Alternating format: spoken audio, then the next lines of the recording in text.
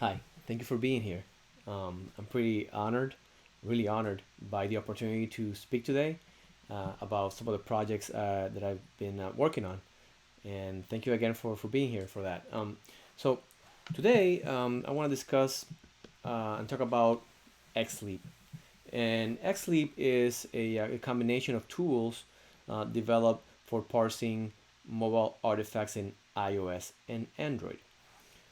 A little bit about myself. My name is Alexis Brignoni. I am a forensic examiner, also a special agent with the FBI. And I only say this for identification purposes only, right? All the opinions expressed here are my opinions. They're not from my employers. And in regards to work that I've done for the community on my own time and my own resources. I've been in law enforcement for 13 years and serving in the Central Florida, in the Orlando metro area. So a lot of work in child exploitation cases, intrusions, cyber, and now doing digital forensics for the office, for the resident agency. All right. The project that we're going to discuss today, it's a community project. It's not only my project. First, I want to recognize Yogesh Khatri. He is a professor, a digital forensics professor, and he's awesome. He has his blog. I suggest you check it out, as well as follow him on Twitter. And this project wouldn't be what it is without his assistance. Also, I want to recognize all the people that do research, like Sarah Edwards, Heather Mahalik, Jack Farley, all the folks here, Agandua, all the people here on the list that have contributed with code, research to make the tool what it is. So if you have the chance, go check out the URL at the bottom of the screen, and you can see some of their contributions and how much we are in depth to them. So thank you all. Now, I mentioned the project. I mentioned that it's a tool to parse extractions from mobile devices. So how does that work? Well, XLEAPP stands for iLEAPP, the iOS logs, events, and preferences parser, and ALEAPP, the Android log, events, and protobuf parser.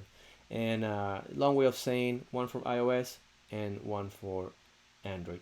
And what it does is you have an extraction from your device. It could be three different types. It could be a zip file extraction, a tar file extraction, or a logical extraction. And by logical, that's just a fancy way of saying a directory with all the files from your extraction in it that you can kind of manipulate. iLEAPP and ALEAPP will be able to parse those three file types.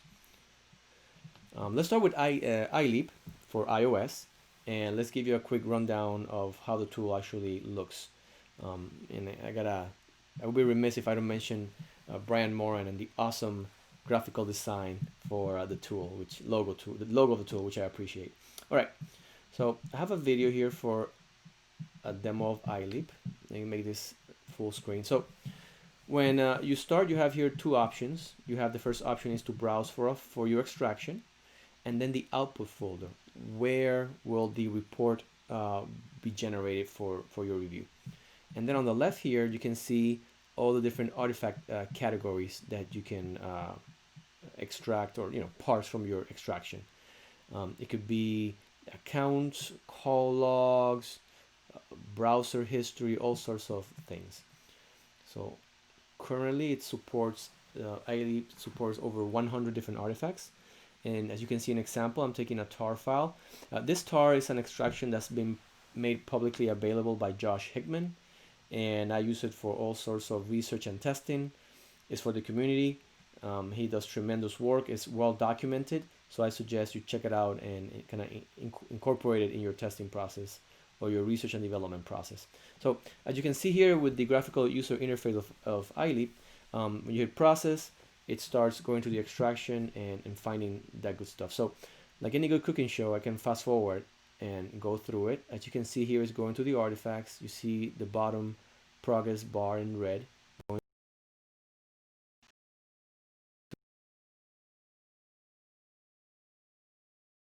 Prompt here.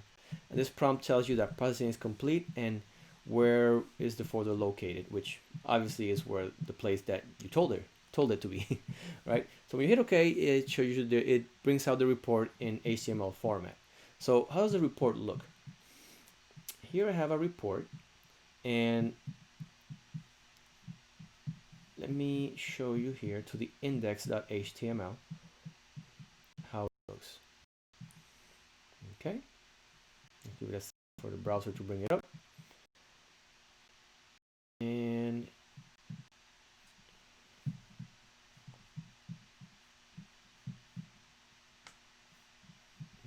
there we go. Awesome. Right. So as you can see here, you see here on the left all the different artifacts that were parsed by the extraction. All right, and you details, for example, um, information about the device, IMEI, phone number, device name, last computer backup, a bunch of good stuff. Logs, what you saw on screen, you got a copy of it here in case you find any errors, and what files were processed and where were these files located in the extraction. Okay, pretty neat. And look at all the sorts of extractions here. Let me just show you a couple. Let me show you some of the ones that you would expect. For example, let's see here. Let's pick Bluetooth devices, right? It shows you different pairings of Bluetooth devices. And the way the interface works is it shows you like this grid format. You can do searches, and it will narrow down the data that you need from your report, which is pretty convenient. Okay, one more. Let me show you one that's kind of unique to our tool. For example, apps per screen. You will see here, for example, the icons at the bottom bar of the phone, and they're identified by the bundle IDs. So in this case, the phone had email, Safari browser, mobile, text messages, and the phone application in the bottom bar of the phone. The first screen had all these icons. When you see a list like this, right, it's a folder, and in this case is the folder for the health apps, as you can see here. And inside you will see the health apps all by bundle ID, the health, fitness, Fitbit, and different Fitbit applications. Same thing with the icons on the second screen and on the third screen. And some of these you might recognize, like Twitter, Skype, Instagram, Imgur. Okay, pretty neat. And you can look at all the different reports, and they kind of follow the same format. Also, iOS notifications is also one of the kind of unique artifacts that this tool parses. It tells you which application, when did the message came in, what the notification title was, and what was the message, and if there's any links to that message. Okay, pretty neat. What about let's see here, ALEAPP, right? It's the same format, it's just a little bit of a change. Let me show you again a little quick video of ALEAPP, how it runs. What you see here is the same interface. What changes is the color and the artifacts, because these are artifacts targeted for Android. So in the same format, in this case, we're selecting a zip file. The zip files tend to work a little bit faster, being a newer format compared to the TARs. And I'm gonna fast forward. It's a fairly quick extraction, and same thing, you get all your artifacts, and then at the end it tells you that you're good to go. And the report follows the same structure. Okay, in this case I'm just gonna open it quickly, and follows the same structure, right? Information about the phone, about the data that was pulled, and for example, let's look here at Chrome history, and what you would expect to see, right? The visit time, and what the URL was, and all sorts of things. Now, both ALEAPP and iLEAPP have a new feature that I added a couple of days ago, and that feature is timelining. So when you do your parsing, you can go here to this timeline folder that's created, and it will have a SQLite database.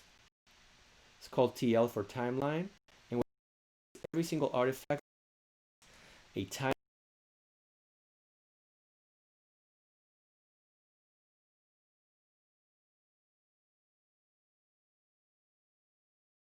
Want to select a particular sets of days, then you can do a query for it, which is pretty neat. And this is something that concept that I copied from Sarah's tool Apollo, which is fantastic, and you should also check it out. All right. So time is running out. So let me show you a couple more things. All right. Right. So why come up with this tool? Well, first of all, I want to assist investigators when the budgets are not as high, or when there is no budget. I've been privileged to teach outside of the United States, and some of our partner agencies, right, overseas, from other countries, don't have the budget for this tool. So this is one way of them be able to follow up on their investigations with a cost of zero, and be able to develop it with a little bit of Python knowledge. All right, and this goes with being part of an open source free forensic tool set, which we could always use more of those. Also, if let's say you have a lab, you have all your tools, you can use it as a triage and validation tool. So you can look at it with your main tool, look at it with this tool, and also use it as a platform. When you discover some artifact, you can quickly create an artifact and have it shared with the community and use it. Okay. When will this tool be used? Well, like I mentioned, triage. If you do a extraction, the parsing takes minutes. Some of the bigger tools might take hours, right? I had an example of a colleague that had a case where 20 phones were provided, and they were able to, within minutes, triage those 20 phones and then figure out, okay, these are the 3 ones that we need to do further deep analysis with the heavy tools, the third-party, paid tools.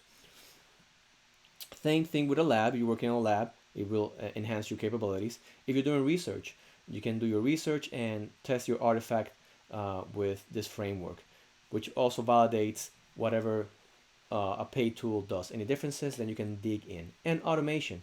And automation, I will talk about that in a second when we explain where is this tool used and how.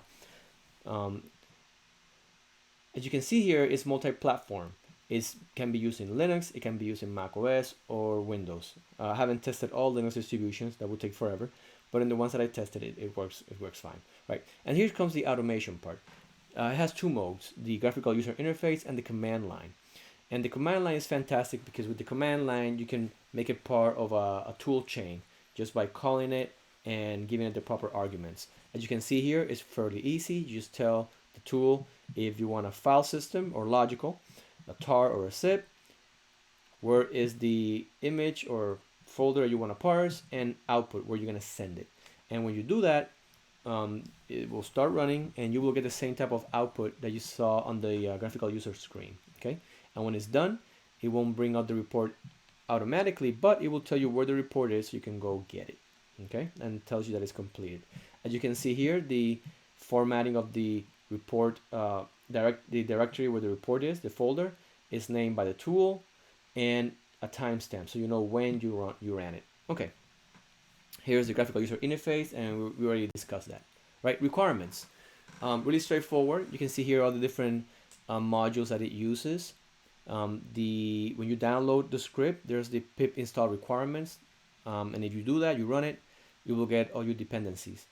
How to go about it is a little bit out of scope, but you can check out the blog and get some information. I'm sorry, my GitHub to download the tool, and also check my blog for further instructions on how to install it and how to use it. I will give you that address in a second. All right, so a little bit of the magic behind it. Well, here you see is a dictionary, a Python dictionary that has 3 main elements. It has the name of the artifact here at the beginning. It has the category, and then where in your extraction you expect that artifact to be. So it can search it for you, automates the process, okay? After the tool finds the file to parse, it does the parsing. In this case, you see here SQLite. You see here on the left a SQLite query, and you will work with the results, right? You can see here protobuf, and you can work with binary files. And what you see here, and then go quickly, running out of time, it's a binary file. I'm doing strings on a journal file. So we can see if there's anything that's of interest there. All right. Now this is the cool magic, right? The parsing section, you do it based on your knowledge of your artifact, but the tool automates the process of reporting. For example, here in this variable called all rows has all your results from your query, okay? What you do is you provide, and you just copy paste it just like this. You provide the report title, then you will provide the category of that you will see on the report, and then the headers for the report, right? In this case, timestamp, package ID, and event types. Then you provide that data. You append to this list all your different data sets that you found. And then it creates the option to create a tab separated value file for ingestion into other tools. And here, down here, it creates the timeline. You just provided the name of the artifact and the category, so then you can easily cross-reference your timeline with your report. All right. I have a lot of resources on this page, and take note of it, right? It has videos on how to develop artifacts, how you build one. It has resources on how to even learn how to do Python. You don't know any Python, go check this page. There's a link for a class that's ongoing right now where you can learn how to use Python for forensics, okay?